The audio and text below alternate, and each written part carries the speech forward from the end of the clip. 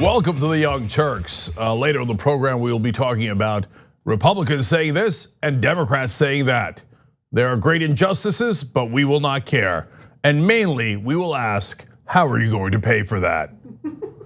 As you can tell, my outfit is mainstream media anchor. Welcome to Halloween. Yay, happy Halloween. Happy Halloween. I didn't try at all. Okay. I do mainstream media anchor every year. All right, it's a little bit of fun. Okay, we do have Halloween stories for you guys tonight. We're gonna start off with a Halloween story. That did not last as long as I expected it to last. So just a production note, we will do one of the impeachment stories in this segment. Yeah, and so look, so whenever I say something's gonna be quick, Anna never believes me. I thought that was gonna be like at least 7 minutes long. No, I told you it was gonna be like 10 to 20 seconds. Anyway, all right, listen guys. Later in the program, in all seriousness, bad numbers for Donald Trump, which of course I celebrate. Not good. Not good. A Democratic senator says he might not vote for Bernie Sanders in a presidential election. Definitely not good. Okay. And irritating. Yes. So we will have fun. We will have rage.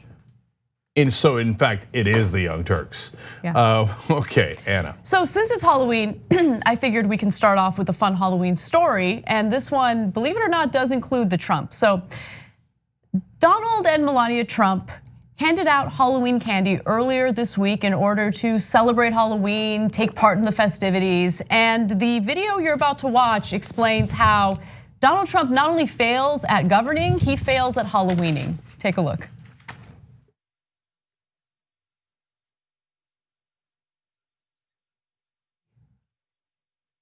I don't know why he bounced it, and we don't know why Melania thought that was a good idea as well. But why? And then Trump laughs like, But they have bags. Of course they do. You don't put it on top of the kid's head. Has he never handed out Halloween candy before? I mean, Was that his way of being playful? Maybe we're being too tough on him. Maybe he wins at Halloween. Okay, so look, he's a weirdo. Okay, he total weirdo. Like if he did, look, guys, this is not a serious there's literally a billion things he does worse. But while we're having fun, like if he just bounces it on the kid's head a little bit, nothing wrong with that. And then he puts it in the bag, he's having fun. Maybe Melania does the same thing, boing, boing, boing, puts it in the bag, fun. But then I wanna watch it again, because then they place it there like as if it belongs there. And then when it falls, Trump kind of smirks like, that'll show the kid. Look at him looking for a handout. Yeah, you're not gonna trick or treat. I'm Donald Trump, trick. Right, he takes that pretty literally. Probably has his whole life. Let's take a look at it one last time because it's fun. Yeah. So it's nothing wrong with being playful in the beginning, right? All right. Okay. And the guy is dressed as a minion from Despicable Me. And by the way, I just realized Spider-Man didn't even get anything. Oh, poor kid. And then Trump's laughing like, that's on the ground. Got you, trick. How cute are little kids? They're adorbs. They're just so innocent and they don't know any better. They don't know that he's a monster.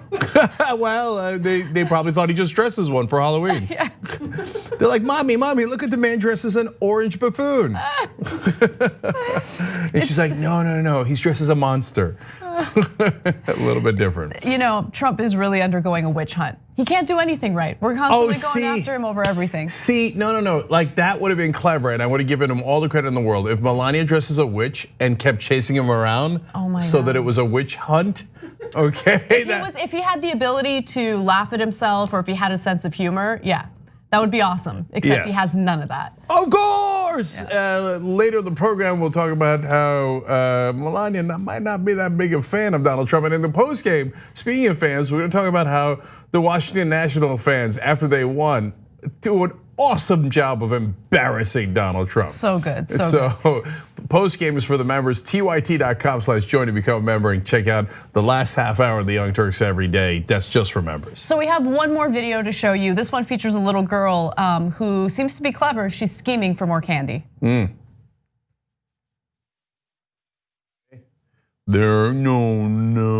Oh, she caught it. She caught it. Oh, I didn't notice that. Yeah, she comes back from and then she comes back.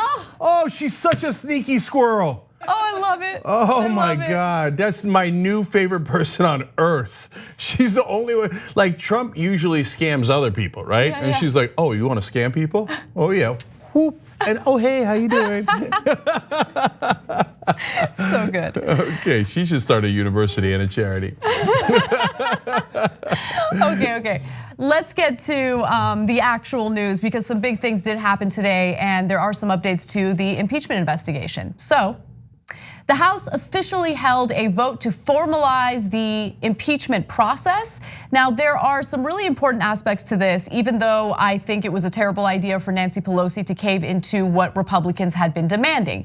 Now, Republicans, as we all know, were complaining that all of the testimony was done behind closed doors, even though that was perfectly legal, even though that was something that John Boehner fought for and accomplished back in 2015 during the Benghazi investigations. Now they're complaining about process and Nancy Pelosi says, fine, we're gonna hold a formal impeachment vote. This is not the actual impeachment vote, it's just a vote to formalize the process.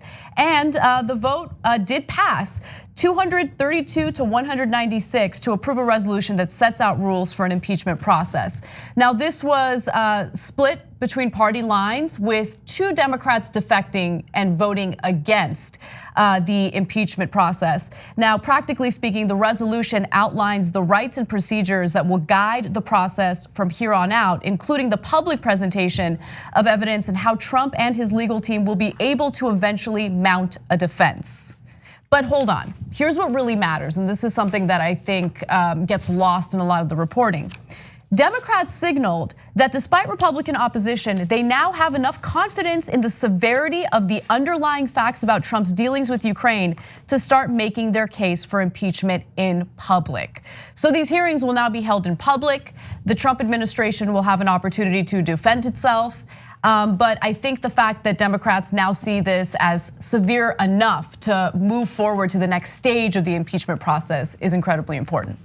So I think the Democrats actually gave the president too much here, but let me clarify a couple of things. First of all, Republicans crying all day, all night long about, oh, we don't have enough due process. Like, yeah, I know, you guys were looking to give due process to people in the criminal justice system all these decades, right? Hilarious. But anyway, most importantly here, let's go over the legal rules and what applies in this particular case. This is not a criminal trial. So it is political in its nature. It is, hey, is the president fit for political office or is he not? Depending on whether he either committed crimes or it doesn't even have to be crimes. It could be things that were outrageous, and high crimes and misdemeanors originally did not mean crimes. It meant things that basically deemed him unfit for office because he was taking advantage of his office and using it for personal gain. But in this case, we actually have legal crimes, but this is not a criminal case, it is a political case. So they don't have to follow the legal rules of a criminal case. So due process in that context is totally different, okay? Second of all, there is a trial, again, it's a political trial, but it's not in the House, it's in the Senate. So the House goes to impeach, then the Senate has a trial. So if Donald Trump is gonna get any due process, it should be in the Senate. And so I don't think that he's necessarily accorded any quote unquote due process as you would know it in a criminal case in the House impeachment hearings. So it's apples and oranges and doesn't necessarily apply. And then the Trump administration says, oh my God, we have to have our lawyers in every single thing and we got to cross-examine witnesses, etc. And the Democrats give it to them. And I don't think they should have. Why? Because are Republicans removed from the process? And my God, this is gonna be so unfair because it's just Democrats?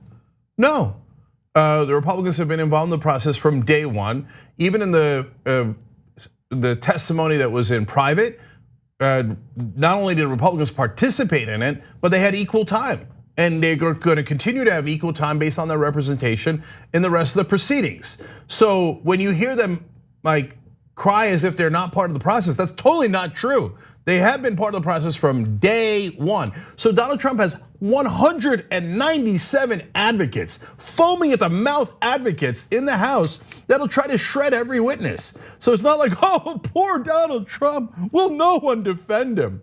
So all of these arguments are total and utter horse crap. Well, here's the thing. These are arguments that were made prior to the House passing this formal impeachment vote. However, the Republicans haven't changed their tune at all. Of course they haven't. I mean, their whole plan is to continue fighting this impeachment investigation tooth and nail. They continue to avoid talking about the substance of this investigation, including the damning testimony that's been given by members of Trump's own administration. But they are, again, focusing on the process. It's an unfair process, even though, again, for the billionth time, this process is going the way that it is supposed to go. The relevant committees, which consist of both Democrats and Republicans, are doing this the right way. They aren't doing anything unlawful. But nonetheless, even after the vote, you have House Minority Leader Kevin McCarthy making ridiculous statements like this. We just had a vote on the floor. In March of this year, Speaker Pelosi said this about impeachment. Impeachment is so divisive to the country that unless there's something so compelling and overwhelming and bipartisan, I don't think we should go down that path because it divides the country. Today, the country just witnessed the only bipartisan vote on that floor was against. Quite honestly, the vote should have been bipartisan because, again, you have damning testimony from now numerous members of Trump's own administration saying that he did engage in a quid pro quo. He did withhold military funding for Ukraine. That was money that was appropriated by Congress.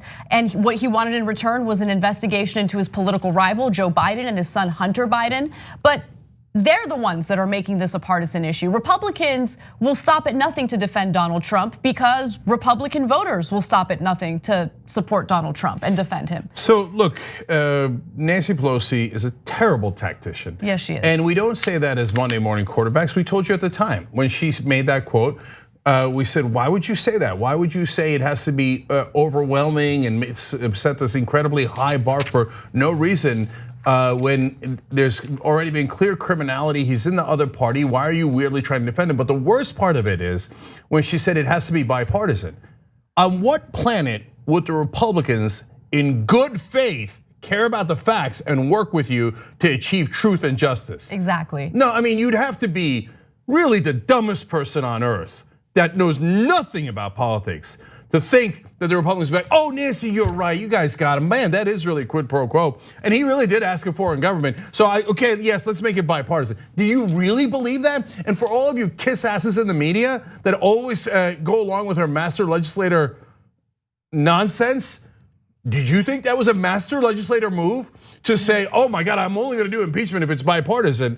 And now, of course, she does impeachment because she has to. She got forced into it because he committed his fourth felony, right? And of course the Republicans don't vote for it. So look, this has been going on for the last 2 decades at least. So when Obama said, oh no, if I win re-election, the fever will break and the Republicans will work with me. Oh, come on. I mean, it was preposterous. You know what the Republicans suckered Obama into doing? They're like, oh, we want to do a grand bargain. So if you promise to cut Social Security, then maybe we'll raise taxes on the rich. And but you have to cut Social Security and Medicare. So Obama, like a sucker, went out publicly and said, yeah, I might cut Social Security. And the Republicans like, idiot, we're not gonna do any of that. We're never gonna raise taxes on the rich. They then use that in political ads against Obama. They say, see, we told you the Democrats want to take away your Social Security. So, but the Democrats cannot be this stupid. They cannot constantly fall into the same trap. It's like Charlie Brown. Oh my gosh, he took the ball away. I couldn't see that coming. Only after a million times. So, and I ask you guys this too. If you've been watching the Young Turks and you watch national television and you see the Democrats, how come nobody on the Democratic side ever makes the argument that we make, which is there are 2 crimes here. Soliciting help from a foreign country for your campaign, even without a quid pro quo, is clearly a crime. And then the quid pro quo is a second crime. You never hear them say that. And then you wonder, they can't make their own case. They oftentimes help the Republicans, full well knowing the Republicans will use it against them. What is wrong with them? My thesis is they are paid to lose, okay? Their donors are the same as the Republican donors, and the donors fund strong Republicans and weak Democrats, so they play good cop, bad cop on us, so the rich get everything they want. And by the way, what has happened in the Trump administration? What is the only thing that has passed? Massive trillions of dollars in tax cuts for the rich. So I get you there. I don't know if I agree though that the corruption is what's leading to Democrats being so weak in regard to impeachment.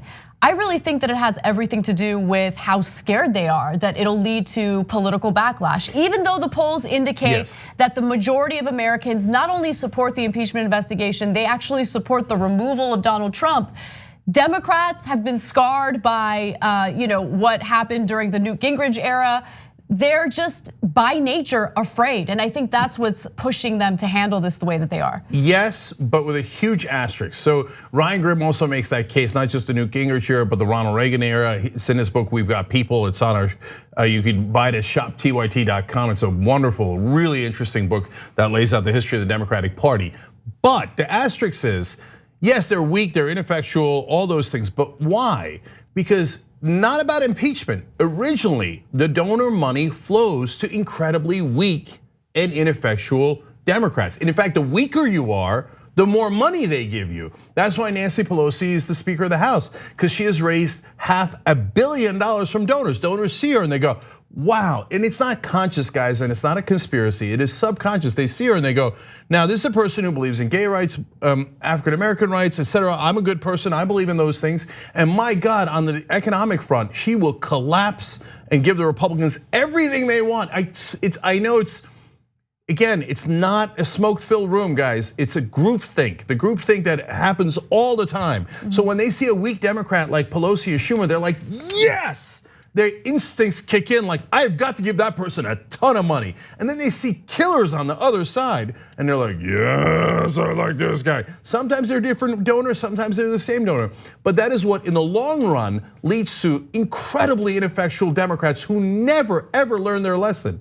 So here we go into impeachment with our hands tied behind our back. But overall, Trump is so bad and so stupid and his crimes so public and obvious that I think they're probably not gonna be able to help themselves and accidentally win. Well, okay, so the one thing I will say is Republicans never give Democrats an inch, right? They never concede anything, they never make any type of public statement that would even come close to agreeing with Democrats. And it's because every time Democrats do that, you're right, Republicans will use their statements against them later, right? So in the Kevin McCarthy clip that we showed you earlier, he was referring to statements that Pelosi had made earlier in the year, in March, before this Ukraine issue even came up. So yeah, some compelling evidence regarding a completely different matter came up in which the president potentially broke the law by asking a foreign country to do an investigation into his political rival for his own political benefit, not for the benefit of the country. Now I wanna go to Devin Nunes, who apparently doesn't have any idea about the glass house he lives in. Take a look. After spending 3 years trying to manufacture a crime they can attribute to President Trump, they've come up empty. And now they've decided they don't like the way he talks to foreign leaders. But they have no evidence and no argument to support impeachment. All they have is the unconditional cooperation of the media. What we're seeing among Democrats on the Intelligence Committee down in the SCIF right now is like a cult. These are a group of people loyally following their leader as he bounces from one outlandish conspiracy theory to another. And the media are the cult followers, permanently stationed outside this committee spaces, pretending to take everything seriously because they too support the goal of removing the president. Did he just refer to Democrats as a cult loyally following their leader? From one outlandish conspiracy theory to another. No, George Orwell was the most brilliant man that ever lived. I mean, he nailed it. No one's ever been more right than George Orwell in 1984, the book 1984. He said they would turn the truth on its head. They would they would take things that are real and flip it 100% and then get you to try to believe it. And it works. It works for 30% of the country. They're like, oh yeah, Democrats believe in conspiracy theories. Man, I can't, pizza parlor filled with child molesters like Tom Hanks. Okay, but the Democrats believe in conspiracy theories, and I love Donald Trump no matter what he does. Can you believe they followed their dear leader like that? Like they really believe it. So USC had this panel on tribalism that I was part of. And one of the experts on that panel, who's actually studied tribalism and the psychology behind it, said something that I think is really important because you could see it being applied by Republicans all the time. If you repeat a lie enough, if you just constantly repeat the same lie over and over again, a certain percentage of people will just start to believe it. And so in one of the statements that Kevin McCarthy gave right after the vote, he said that there has been no compelling evidence from these hearings that have been taking place. Now, anyone paying attention knows that there has been compelling evidence. Again, there have been a number of Donald Trump's administration members coming out and saying, yes, there was quid pro quo. But even without that, yes, he was asking a foreign country to do an investigation into his political opponent for political gain. That by itself, without the quid pro quo, again, is a crime. It's against the law. And so we know what's really going on. But if the Republicans just repeat the same lie over and over again, a certain portion of Americans are just gonna believe it. Yeah, now let's end on a fun note. Did you notice Jim Jordan in the background? He's not the only one that does it, but I've never believed in this old school thing of carrying a handkerchief around, blowing your nose into it, especially on national television, and then putting it back in your pocket. I didn't notice that, and I wish you hadn't told me that. But you know what Jim Jordan said? No, it was Nancy Pelosi who did that. He looked at it too. Took a good look at that nasty napkin. When he came up to speak, he's like, I cannot believe that Democrats carry around handkerchiefs, blow their nose into it on national TV, and then put it back in their pockets. But first, they get a good look at that snot. All right, well, that's an interesting way to end this story, but that's where it's gonna end because we gotta take a break. When we come back, we have some more news, including additional testimony that took place today in the impeachment investigation. It just gets more detailed and more damning for Trump. I gotta say one more thing. You do not wanna miss the Melania Trump, Donald Trump story later, okay? It's, oh my God, when I read it, I was like, no, really? Come on, I thought, yeah, obviously. Really? No, all right, anyway, that's later in the program. We hope you're enjoying this free clip from the Young Turks. If you wanna get the whole show and more exclusive content while supporting independent media, become a member at tyt.com/join today. In the meantime, enjoy this free segment. All right, back in the Young Turks, let's go to members first. Theater Goddess says, to have a convincing mainstream media costume, you need a bad tie. I know, and in previous years, I have actually bothered to put on the tie. But this year I was like, look, it's the 8th time I'm doing the gag. Let's just move on with our lives. You should just ask John for one. I'm just kidding. John actually dresses really nice. Johnny tie, shots fired. But he's the only one who actually wears a tie at work. Yeah, well, bless his heart. Anyway. He's a classy guy. Yeah, agree to disagree. Okay. Wait, I'm sorry, I guess other people do. There was like a moaning sound coming from the control room. All right, anyways, Roberto was singing along the same lines we were. Points for the kid that caught the candy that fell right into her bag, agreed. Jess wrote in, for what Cenk has shared with us about his daughter, the little girl catching the candy and getting more from Melania seems like something Joy would do. Bingo. Totally, exactly what I was thinking. I was like, when that little sneaky squirrel went back for the extra candy after she caught the first one, I was like, that's got Joy Uygur written all over it. No, but like, I think what people don't understand is that little girl represents all females, right? Because we're always underestimated, but we're scheming. I don't know that I would say that about all females. We're scheming. Okay. Anyway, thinking maybe, always thinking. Okay. Sure. I mean, potato. Well, that girl was the Joy I needed this year but didn't know. I don't know. I ruined those memes. Anyway, let's move on. Jay Hufford with a great point that I had forgotten. Reminds me of the time Trump signed a kid's hat and then threw it into the crowd instead of giving it back. He did that, it's true, he did that. He's like, okay, yeah, no problem, son. He's like, what just happened? Okay. Oh my God. And then last one, Nomkin says, didn't Spider-Man, the one who didn't get any candy at all in that video, didn't Spider-Man there have brown skin? Oh, that's true, he did. So there we are. Anyway, Last one. Can you end on a good note? Yeah, I know, that one was a little.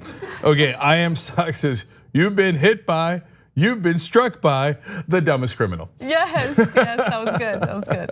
I liked it. We got it, all right. Okay, well, we have some more updates on impeachment, so let's get to that. Another Trump official has testified before impeachment investigators. This time it's an individual who advised Trump specifically on policy pertaining to the European Union and Russia. Now, his name is Tim Morrison, and he actually recently stepped down from his position. Morrison, the top Russia and Europe advisor of President Trump's National Security Council, offered House impeachment investigators the most detailed account to date for how Trump tried to use his office to pressure Ukraine to investigate former Vice President Joe Biden.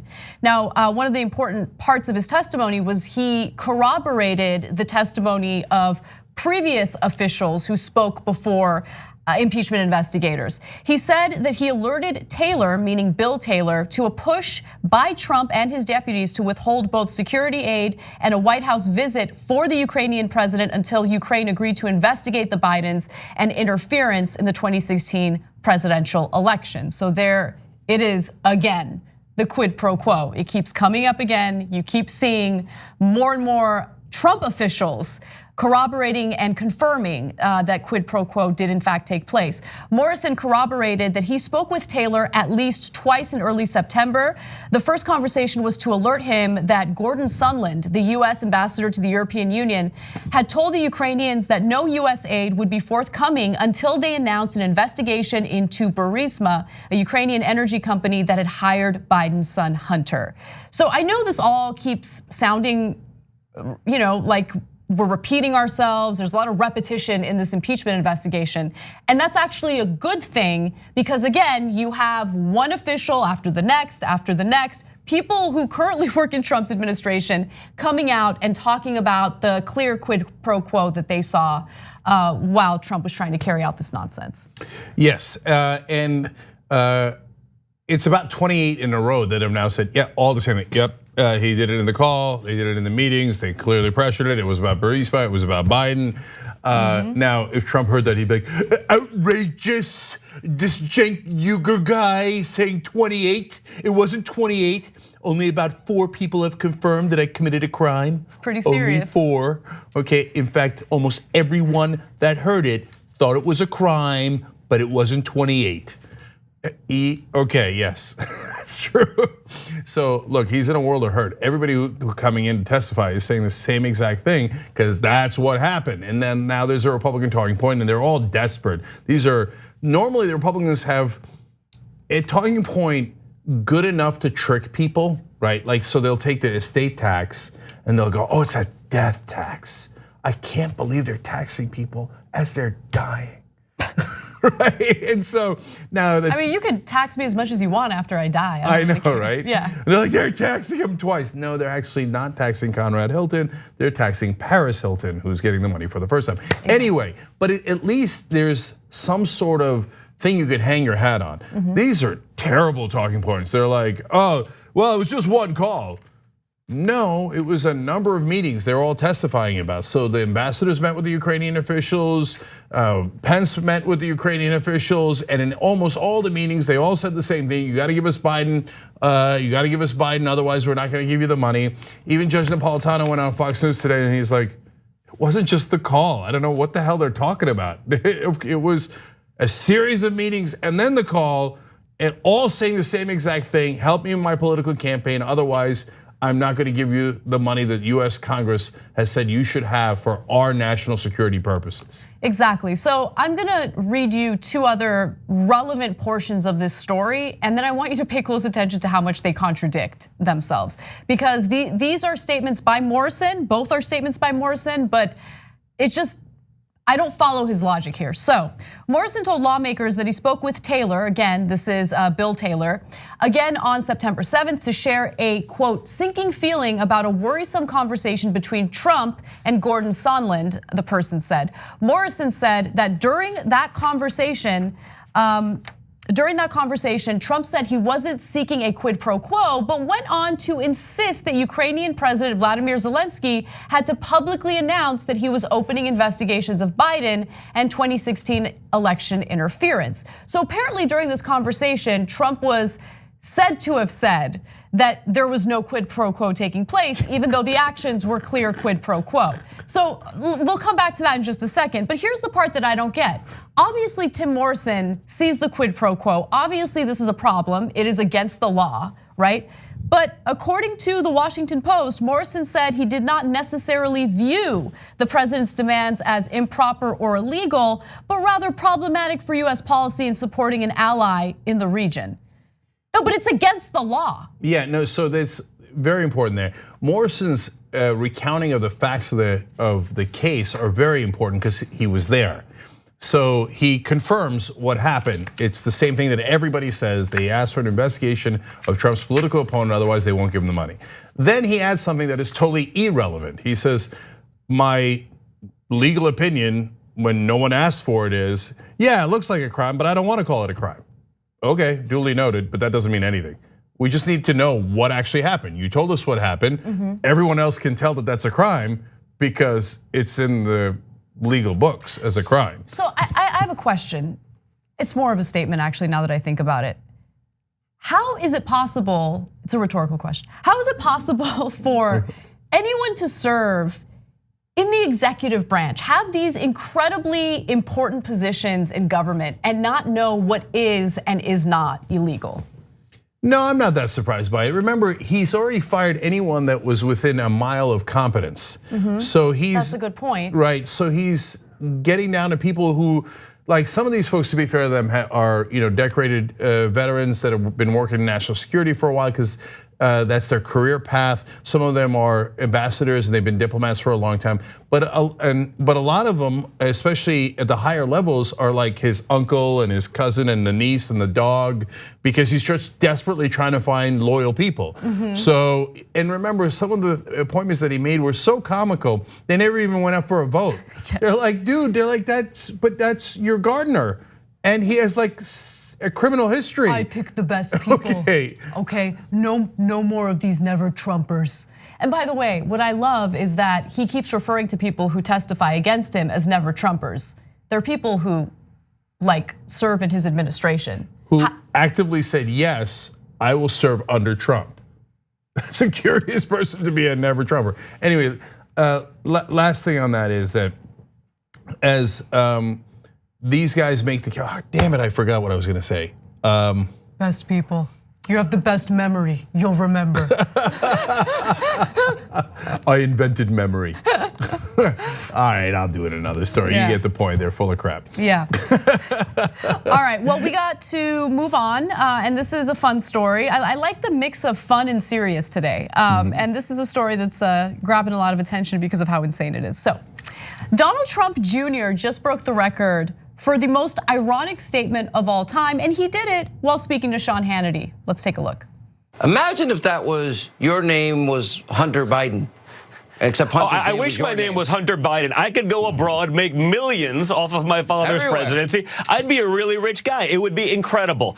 But because my name is Trump, if I took $1.5 from China, not 1.5 billion like Hunter, but $1.5, their heads would explode. If I took a no-show job for $83,000 a month for a business I knew nothing about, in a language I didn't speak, in a corrupt country like the Ukraine, where my dad says we're gonna withhold billions of taxpayer dollars if you don't get rid of the prosecutor investigating me, the media would end themselves, Sean. They'd have an aneurysm. We'd end the fake news media problem. That's the double standard that we're living under right now.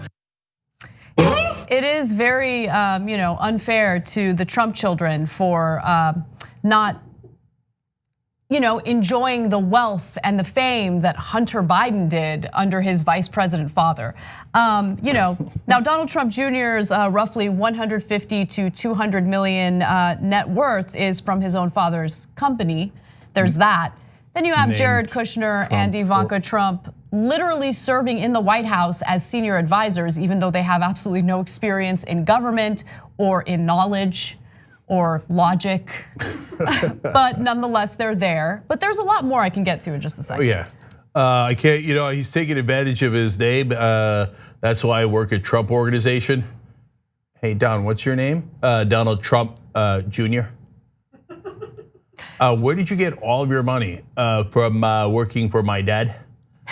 So now Anna's gonna give you details on how he actually literally went abroad to get money, just like he's claiming from Hunter Biden. But I also have to point out that two fun things in that clip. One is, if I took $1.5, who says $1.5? What is that? It's not a thing, right? And then, did you notice they were playing him out? They started like, oh yeah. They're like, get off it, get off it, get off it. They're like, this is too dumb even for us. Get off it, get off it, get off it. Some producer at Fox News, he's like, can you imagine if I took advantage of my name like it was like my dad's name? His name is literally his dad's name, right? Yeah. Like, play him out, play him out. He's on. Cue the orchestra. Why does he think he's on television? Like, does he think he's on television because of like the riveting conversations that he engages in? Is he on television because he's good looking? Is he on television because he's entertaining? Well, sometimes. I mean, it's sometimes very fun to watch a train wreck. But nonetheless, like, does he think for a second anyone would give him a moment of airtime if he were Joe Schmo? No, he's Donald Trump Jr. That's literally his name, and he has profited off of that quite a bit. Trump Jr. and his younger brother Eric Trump both run the Trump Organization. They hold the titles Executive Vice President of Development and Acquisitions and frequently travel abroad to set up branding deals so hotel, resort, and condominium buildings can use the Trump name for marketing purposes. So they literally profit off the Trump name. That's the whole point of the business. Also, additionally, the Trump Organization builds its own properties overseas. Oh, that's interesting, including a $1 billion deal in 2018 for an expansion of Trump luxury apartment complexes in India. So like the Trump family is raking it in while Trump is president, and they don't care. They live in that glass house and they're like, stones everywhere. We're gonna throw them. We're gonna throw those damn stones. It's incredible to me. Okay, I'd like to note for the record that nobody throws a stone like this. I don't know, I don't go around throwing stones. I know about my glass house. Okay, I'd also like to note that $1 billion that they made in India, or the deal that was worth $1 billion, is slightly more than $1.5. And guys, if you're wondering why we keep emphasizing they're making money off the name of Trump, is because Trump is maniacally bad at business. So no one ever loans him money to actually build anything anymore. He's gone bankrupt 6 times. And so, but what they do is they think it's good for marketing. So they pay him for the name Trump on a building that they build, right? And that they manage and maintain. So there's literally never been anything more ironic than Donald Trump Jr. saying, can you imagine profiting off your name or off your dad's name? It's exactly what he does for a living, exactly. But we're not even done yet. I mean, as you guys all know, JR puts together the best compilation videos. The best, and we have an example of that right now. The Chinese government has given a preliminary green light to Ivanka Trump's company for 5 more trademarks. Online records show the Chinese government awarded Ivanka Trump's brand 7 new trademarks. Ivanka Trump struggles selling her wares in the US. Overseas, China has approved 13 trademarks for the first daughter. The news comes just days after President Trump told Congress the administration had reached a deal with China to revive telecom giant ZTE. Critics say the timing of the move and the trademarks raise questions about potential ethical violations. 7 days prior to President Trump coming out and saying that he was going to allow telecommunications company ZTE do business in the US, the Chinese government awarded Ivanka Trump 7 new trademarks to cash in on her name, Ivanka Trump. Meanwhile, Trump is locked in negotiations with China over saving cell phone maker ZTE from financial ruin. The applications for all of them were filed in 2016 and 2017. Foreign governments believe that if you do favors for the president's children that serve the president's business interests outside of the government, that it'll serve their foreign interests. And this is a pattern that we've seen time and time again. So Donald Trump over and over again has used the office of the president to enrich himself, to enrich his family, to make foreign policy decisions based on their own self-interest. And that alone would have been enough for an impeachment investigation, but they never touch him. And I'm talking about Democrats. They never touch him when it comes to those types of financial crimes. You know, it is interesting that the thing that really did persuade Pelosi to act was when Trump went after his political rival, an establishment Democrat, Joe Biden. 100%. It's amazing. Yeah, and Donald Trump assumes corruption in regards to Biden and his son because he's doing projection. He's like, well, I would and do corruption on behalf of my kids all the time. So I assume Biden did it as well. And that's partly what led to this. But let's end on further fun. Because of course Twitter went nuts over Don Jr. saying that stuff. And he said that oh man, I'd like to be Hunter Biden. So a lot of people filled in the blank of why. One person said, because your dad actually would care about you then, right? And then another one said, because then you'd have a chin. I know, I saw that. I was gonna share that with the audience, but I was like, I don't know, is that too lowbrow? Oh, when they go low, we kneecap them. But you know, the one thing I will say about his appearance is if you pay close attention to the way he speaks, like the movements of his mouth, for lack of a better way of phrasing it, he does speak just like Donald Trump. Really? He's got like the underbite going on. He does move his lips way more than they need to be moved while speaking. I think he looks nothing like Donald Trump. You see too much tongue while he speaks. Yeah. So I thought it was a bit on the nose for his wife to name him after him when he looks nothing like him, which made me pause. But he is just as dumb as his dad. So that proves the apple has not fallen far from the tree. Yep. Genetics, it's powerful.